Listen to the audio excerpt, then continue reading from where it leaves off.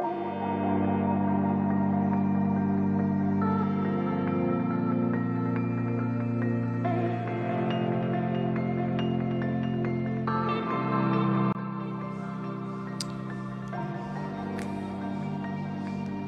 growth beautiful? Life eventful, defined as the journey of the soul. Let's be real about this discovery. We young, we shouldn't get old with fury. No regrets, no sorry, but gray a crown of glory. Hold my hand, tell me your story. I got you, you got me. Sunset dusk, no mask. Let's arrive, share tea and ask.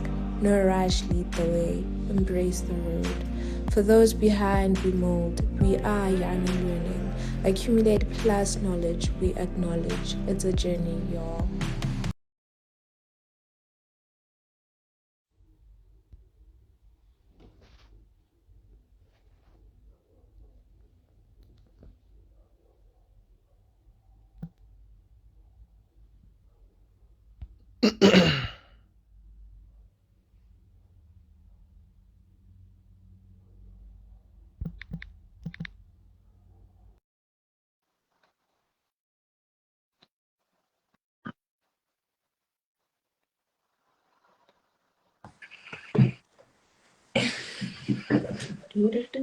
Hi. Yeah, no. This is yo, my light is even dying, guys. Is it? Yeah, but it's fine. It's okay. Uh, is it is it good? Is it good? It's gonna die in a few minutes, but sure. Oh, load I'll join you. shedding. Load shedding.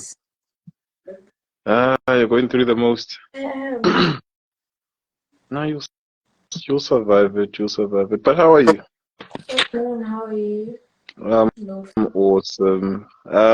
Today I'll be co-hosting Mm-hmm. with Uviwe as for our actual conversation, which is on self-love.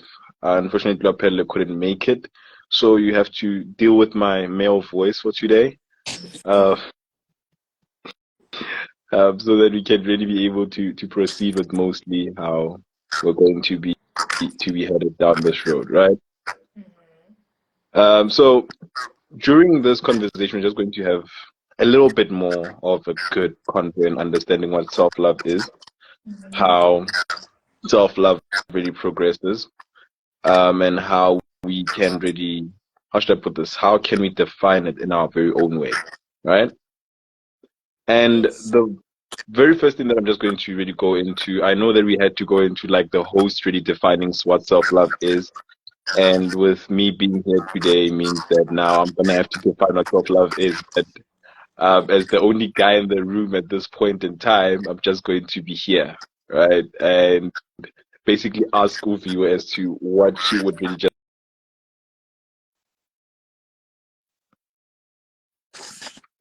What would you define self-love as, basically? Yeah. Mm-hmm. Okay. Let's see. How would I define self-love? Ooh, it's looming today. Mm-hmm. I would say it is not being defined by how other people see you. Yeah. Yeah. It's about not needing any validation from anyone but yourself. Mm-hmm. Being able to give it to yourself. And I absolutely love what Laurie Harvey once said, which was, it is knowing that you are the prize. It's Yeah. about doing yourself in the highest regard possible. Yes, that's how I would put self love. Okay. Okay. Okay. So I heard that you spoke on knowing that you are the prize. What is really that part of really saying that you are the prize? What is the real definition behind it? Because I think mostly people go like it's a woman thing to understand that you're the prize, right? And in this case, as I said, I'll be speaking from a male voice somehow here and there. So it's that. So what is really much of a prize, if I were to say? For me, the prize is really just not, there's this thing where I feel like as females, we need that other party. You know, it's like I need to be in a relationship with Mm-hmm. someone to feel whole. You know what I mean? Mm-hmm. And in being in a relationship with someone to feel whole, you sometimes give you give up part of yourself. But Yeah. you know you are the prize, it's like I don't necessarily have to chase. And I'm not saying that you have to be chased, but it's like Mm-hmm. you can stand. You know Yeah. that even if this person is not there, you will Mm-hmm. be okay. Yeah, that's how I would put it simply. That's putting it simply. Oh yeah.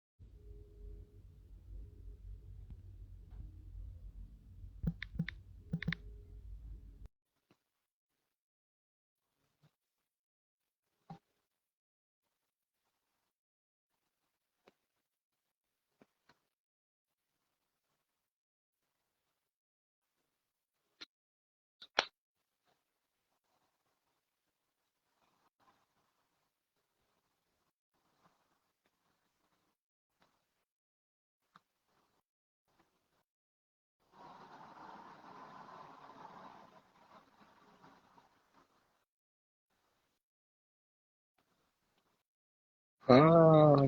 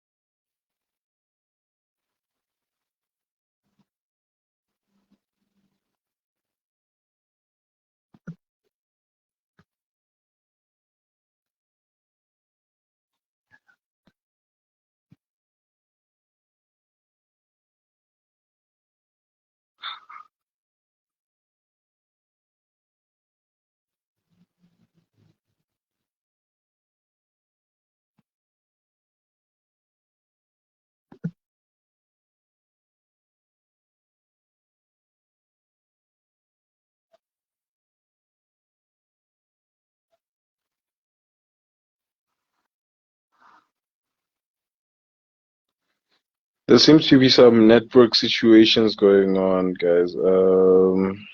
Already trying to reconnect with you. I think there's network today for some reason. Might have chosen the wrong day to make it live. God, just trying to come in. Let me try inviting you again.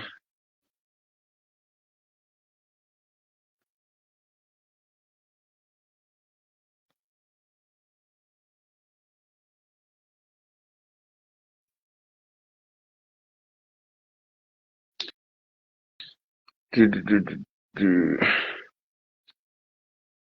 think it should be network on my side though. So we might have a two-part situation. I'll just try to merge it while I'll try to get it merged in.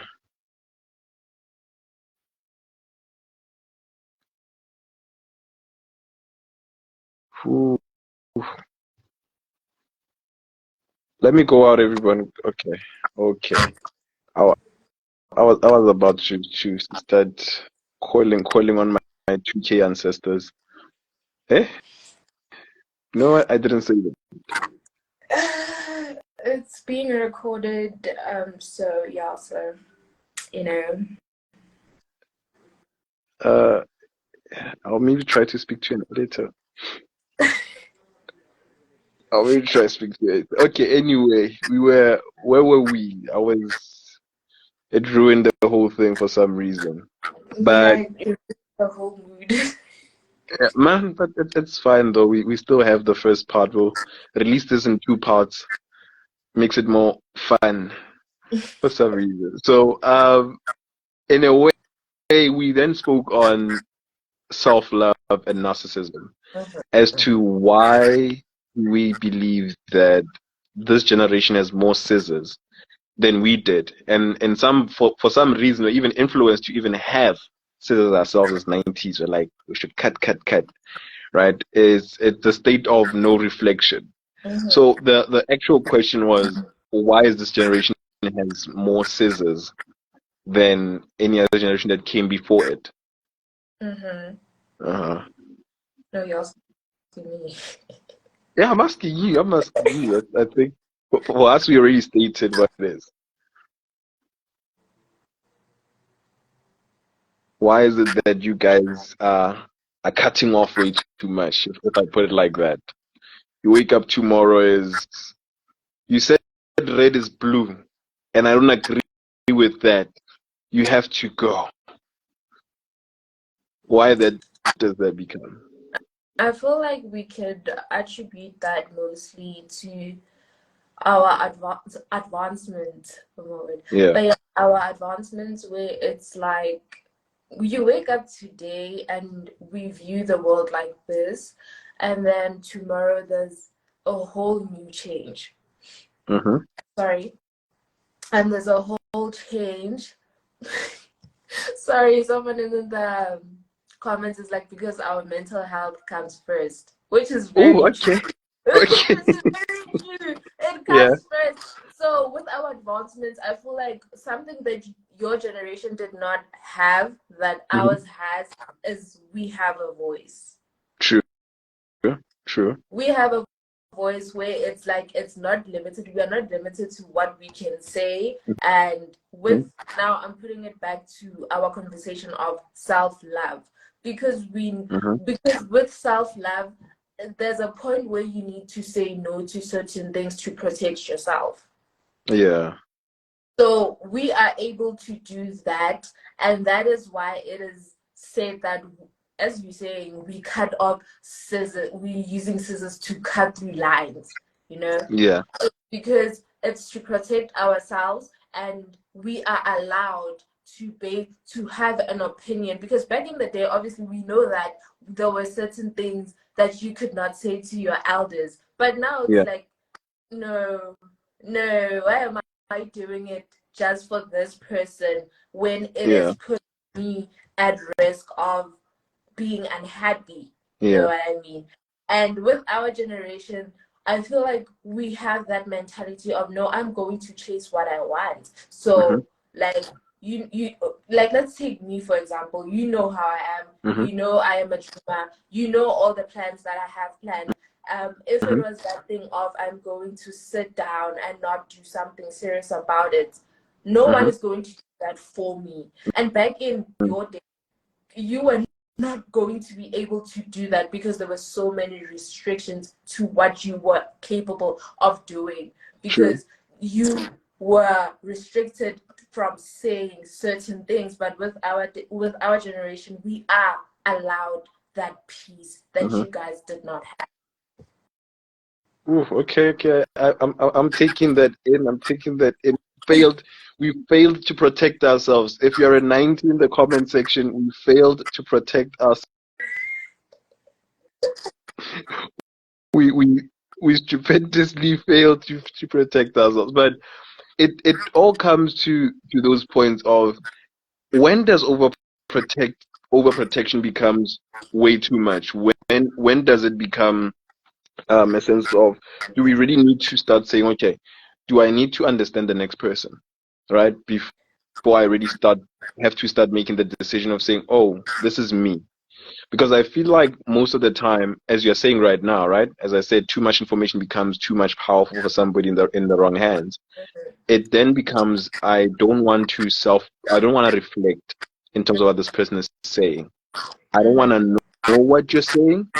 My peace comes first. But then what if at that moment in time, that person is facing something so deep that whatever happened at a moment in time, because of you not wanting to confront it, because I also feel like there's a sense of non-confrontations in between everything, right? We are saying, oh, we're not going to confront the situation.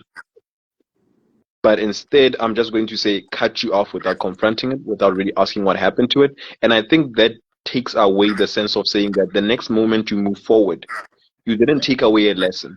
You left a lesson behind, and there you are gone. Right? You already started leaving a whole lesson behind you that you should have taken to go forward with it. There comes examples of I shouldn't. When we're not gonna mention this yet, you guys will see us next time mentioning some of these things. But the typical examples of some South African celebrities out there, which we kind of try to intervene into their lives without trying to understand where they are, right? One female DJ, a prominent female DJ in the country, is part of that most because people pretending getting that was like, let me just put it like that. But I love the fact that she's just like, it is what it is. You know, she lives her life regardless, because we really don't seem to want to understand what it is. We're like, but then this guy should be protecting himself more because of what the wife is doing to him, right? But the perspective and understanding of the husband towards the wife and what the wife is going through is hella different from what we see from the outside. That's why I'm saying we fail to then confront the situation, to say, oh, you said this. Why did you say this? So that the next time I can be able to understand. Oh, this person said this. Once upon a time, 1, 2, 3 happened. Let me see if the same thing happens here, right? That's basically how also research and stuff works, right? As a law student, I believe understand it's better, more evidence, and you obviously then have a good case going forward. That's that, right? If we only took one word and said it is what it is, we're not gonna win anything in court, right? So I think that's the one thing in terms of having scissors.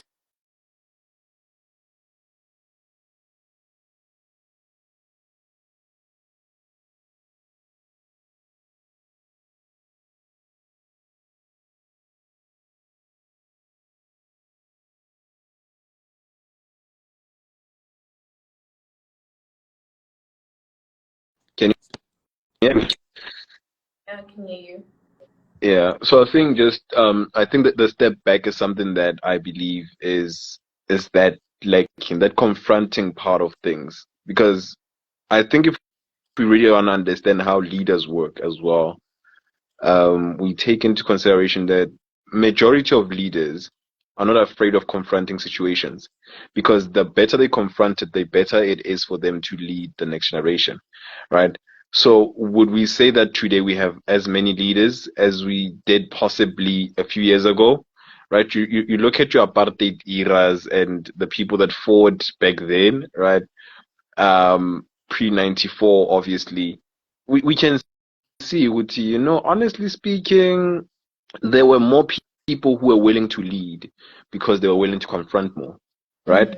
Than there are today because one person who is more enough, has enough power or has a greater voice, speaks or puts word forward or anything like that, the crowd moves with them.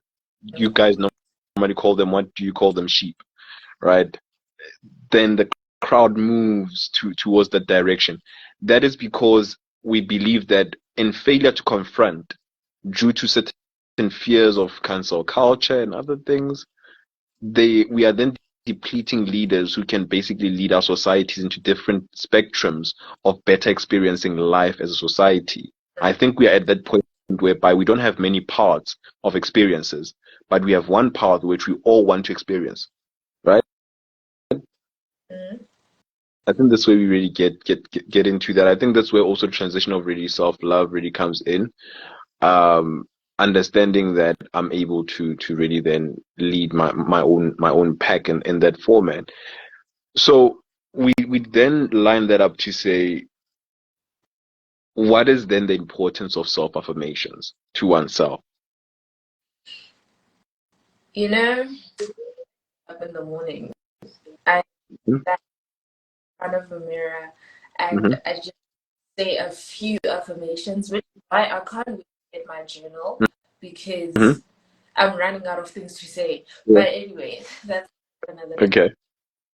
You stand in front of the mirror and you just have to constantly remind yourself that you are that girl, you are that woman, you are strong, you are courageous, Mhm. you are beautiful. And if you start off your day with having that to yourself, you hear it, you start to believe it. And once you Mhm. start to believe it, changes the way you walk. It says so much about you. So Mhm. that self affirmations literally carry you throughout the entire day because now it's like you're feeling good and it's like you know that nothing can truly weigh you down and you are just excited, you are looking forward to so much more. So I feel like that's the importance of self affirmations. And then I want to Mhm. take it back to prior, but it's not in relationship, so it's in relationship to self affirmations, but to how our generation expresses itself now, where I feel like with the concept of having to protect ourselves, we've forgotten that as much as we are protecting ourselves, looking out for ourselves first, we Yeah. also in that we do, we have to respect the other party. We have to Mhm.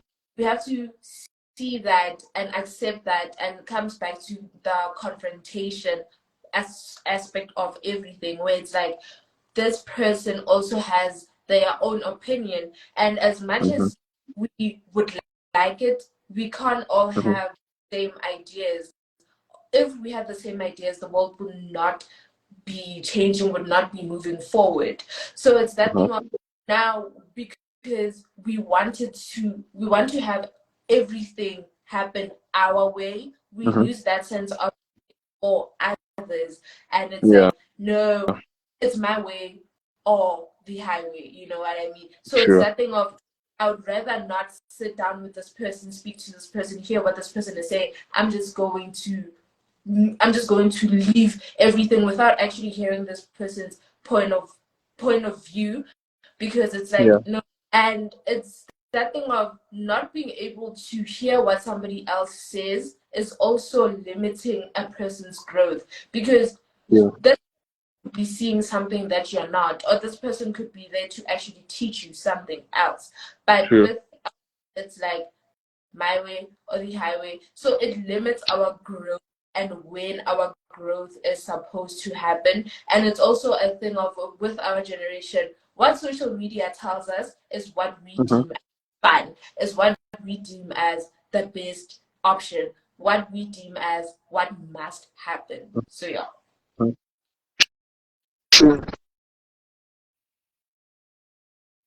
True that self-affirmations are very much, I wouldn't say much about them. I'm not one to really practice self-affirmations. I'm not saying there's less of how should I put this? I'm putting them as a feminine situation, no. But in most cases, with affirmations, you see a lot of things. You see, as you said, once you practice it, you really start to believe it, right? Because these are things that you obviously tell yourself, and in obviously small things as they happen, you say something, as we usually say, grains of sand end up becoming sand, right? So it ends up becoming that miniature thing which you tell yourself on a daily, which you practice to yourself on a daily. It's not fake it till you make it, people, just to be clear, but it's really making yourself on a daily and be able to put yourself into that space, make it happen, make sure that you're only focusing on exactly that, move towards it, practice it daily, work on it daily. It's not going to be an overnight situation.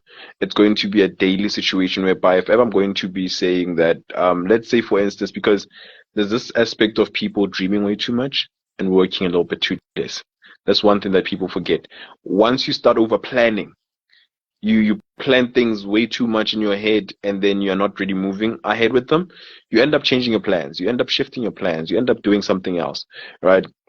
The reasons were not all the same, and some people can just think of something tomorrow and then make it happen next week, right? There's experience that comes with that. There's a point in time where you started thinking a little bit more and you wanted to plan there. At some point, you get to a point whereby you can plan it tomorrow and it can happen next week. And it would be so good and so wonderful that you'll be like, oh, this is me. I don't know how it happened, right? Because of the fact that you are not supposed to stay on a plan that long. You're supposed to plan it and have action steps to it. Then you have at least a mini step to it if you can't really pursue it full stretch at that time. Have a mini step to it that shows action, because once you remain in it way too much, it then kills the actual thing, right? It actually kills the progress, because how should I put this? There's one poet that once said that that had one poem that said that if you say something more than once, it loses meaning. This is the situation where that gets to be true, right? But then your affirmations should be aligned with your daily actions. That's what I'm typically saying, right? And hence as well, then we then talk about the journal, because then it comes into that, and you do these affirmations and then you come up with the plans for them, right? You do your schedule for the day, and all these, mind you, me, once I start saying in the morning, I am going to maybe kill a pitch, right? I'm going to literally look, I'm going to make it into this pitch. I'm going to make sure that I understand this pitch. And they're going to be impressed by it. The first thing that I'm going to plan is I'm going to go out, grab coffee, get into a quiet place. This is my routine, obviously. I get into a quiet place, I chill out, I don't want to think about the pitch at all. I'm done. I really did it either last night or that morning. I'm chilled. I'm just gonna do what I need to do. I'm focusing on the next thing that I need to do after that patient itself. All right. So